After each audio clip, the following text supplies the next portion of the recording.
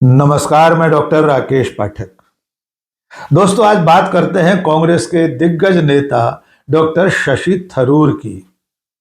वही शशि थरूर जो लंबे समय से कांग्रेस पार्टी को चिढ़ाने का काम कर रहे हैं। ऐसा लगता है कि जैसे उन्होंने कोई कसम खा ली है कि हर मौके पर, हर मुद्दे पर पार्टी और पार्टी लाइन के खिलाफ ही लिखेंगे और बोलेंगे।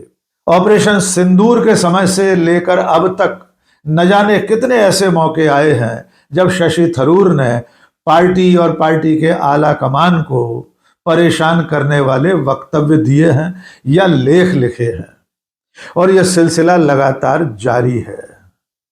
खास बात यह है कि जैसे जैसे केरल में विधानसभा चुनाव पास आता जा रहा है, शशि थरूर की पार्टी लाइन के खिलाफ गतिविधियां तेज होती जा रही हैं। इसी महीने यानी नवंबर में शशि थरूर ने 4 ऐसे मौके आए हैं जब पार्टी को मुंह चिढ़ाने का काम किया है। आइए सिलसिलेवार उन घटनाओं का जिक्र करते हैं। आपको अच्छी तरह याद होगा कि अभी नवंबर के पहले हफ्ते में शशि थरूर ने एक बड़े अखबार में आर्टिकल लिखा था। इस आलेख में शशि थरूर ने भारत की राजनीति में जो वंशवाद है, जो परिवारवाद है, उसकी व्याख्या की थी। और शशि थरूर ने इस पूरे लेख में जिस पर परिवारवाद का ठीकरा फोड़ा, उसका नाम है नेहरू गांधी परिवार। अपने पूरे लेख में शशि थरूर यह साबित करने में लगे रहे कि भारत की राजनीति में जो परिवारवाद है, उसका जिम्मेदार नेहरू गांधी परिवार है। यद्यपि इस लेख में उन्होंने क्षेत्रीय दलों का भी जिक्र किया है। समाजवादी पार्टी के मुलायम सिंह यादव से लेकर राजद के लालू यादव और दक्षिण भारत की तमाम पार्टियों में जो परिवारवाद है, उसका उल्लेख भी शशि थरूर ने अपने लेख में किया है। लेकिन यह अजीब संयोग है कि डॉक्टर शशि थरूर राजनीति में परिवारवाद की व्याख्या करते हुए, उसकी बखिया उधेड़ते हुए भारतीय जनता पार्टी के परिवारवाद को भूल गए। शशि थरूर भूल गए कि इस वक्त जो प्रधानमंत्री हैं नरेंद्र मोदी, उनके अपने मंत्रिमंडल में कितने सुपुत्र और सुपुत्रियां हैं। शशि थरूर भूल गए कि इस वक्त लोकसभा और राज्यसभा में भारतीय जनता पार्टी के जितने सांसद हैं, उनमें से कितने लोग परिवार की परंपरा से राजनीति में आए हैं।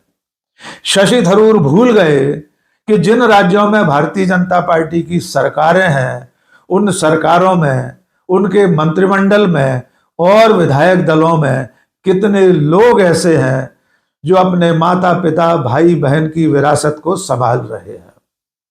तो यह था एक पहला बड़ा हमला, और वो भी ऐन उस मौके पर जब बिहार में चुनाव अपने चरम पर था।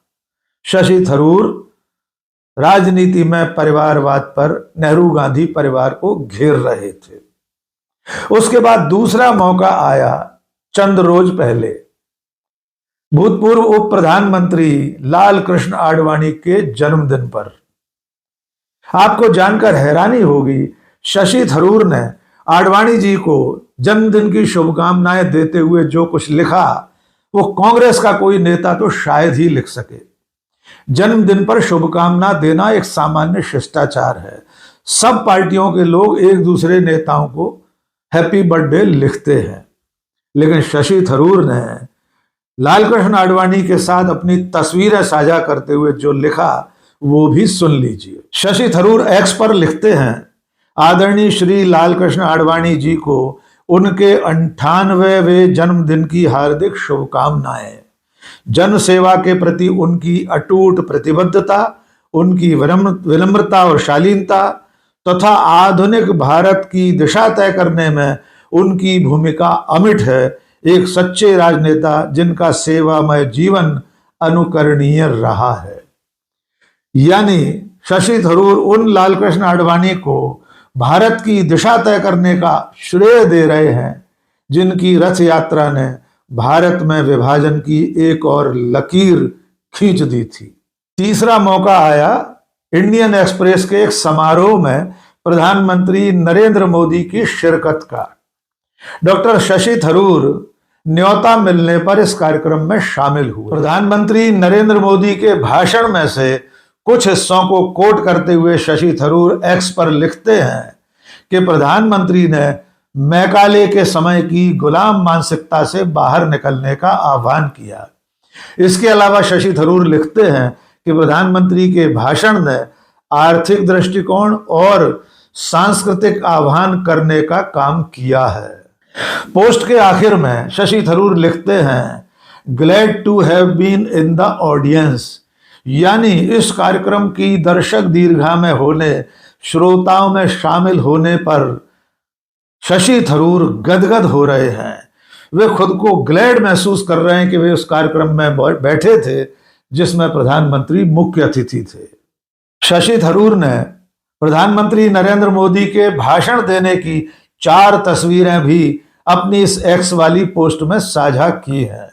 शशि थरूर की इस पोस्ट और पोस्ट में लिखे गए शब्द और तस्वीरें देखकर सहसा आपको लगेगा कि भारतीय जनता पार्टी के किसी नेता ने नरेंद्र मोदी के कसीदे काढ़े हैं और ये लिखा है कि इस कार्यक्रम में शामिल होने से वो गदगद है, खुद को ग्लैड महसूस कर रहा है। लेकिन ये पोस्ट लिखी है डॉक्टर शशि थरूर ने। वही शशि थरूर जो नरेंद्र मोदी के विरोध में खड़ी हुई सबसे बड़ी पार्टी भारतीय राष्ट्रीय कांग्रेस के राष्ट्रीय अध्यक्ष बनना चाहते थे, बाकायदा चुनाव लड़े थे। और अब एक और चौथा उदाहरण जान लीजिए। 18 नवंबर को कांग्रेस पार्टी ने उन राज्यों के नेताओं की एक बैठक बुलाई थी जहां पर आने वाले समय में, आने वाले दिनों में केंद्रीय चुनाव आयोग मतदाताओं का गहन पुनरीक्षण करने वाला है, यानी एसआईआर जहां शुरू होने वाली है। वहां के नेताओं की बैठक में शशि थरूर को भी न्योता दिया गया था।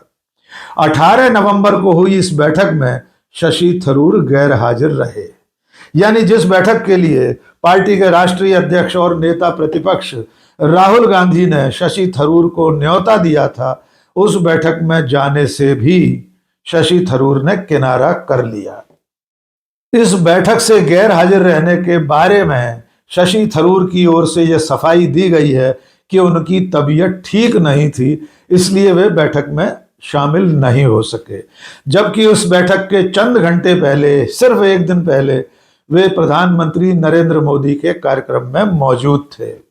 खास बात यह भी है कि जिस एसआईआर को लेकर कांग्रेस आला कमान ने बैठक बुलाई थी, वो एसआईआर खुद शशि थरूर के राज्य केरल में भी होने वाला है और वहां पर विधानसभा चुनाव भी संभावित हैं। शशि थरूर केरल के लिए मुख्यमंत्री पद के दावेदार होना चाहते हैं, लेकिन अब तक कांग्रेस पार्टी ने उन्हें इस रूप में प्रस्तुत नहीं किया है। आपको एक बार फिर याद दिला दें कि जब पाकिस्तान के खिलाफ 4 दिन लड़ाई चली थी, ऑपरेशन सिंदूर चला था और सीज फायर के बाद जब कांग्रेस पार्टी ने नरेंद्र मोदी की सरकार से सवाल पूछे थे, तब भी doctor Shashi Tharoor party line से अलग चलते रहे थे। यहां तक कि जब सांसदों के प्रतिनिधि मंडल विदेशों में भेजे गए थे, तब भी शशि थरूर उसमें शामिल हुए और दुनिया भर में जाकर पार्टी लाइन से अलग अपनी बात कहते रहे थे। विदेश प्रवास के बाद भी शशि थरूर पार्टी लाइन से अलग ही बोलते रहे थे और अब इस 1 महीने में लगातार 4 बार उन्होंने पार्टी को चिढ़ाने का काम किया है।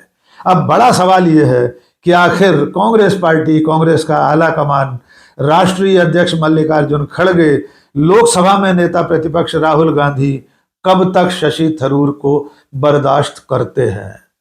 सयानों का कहना यह है कि पार्टी नहीं चाहती कि उन्हें निष्कासित करके शहीद का दर्जा दिया जाए। पार्टी की मंशा यह है कि शशि थरूर खुद ब खुद पार्टी छोड़कर चले जाएं।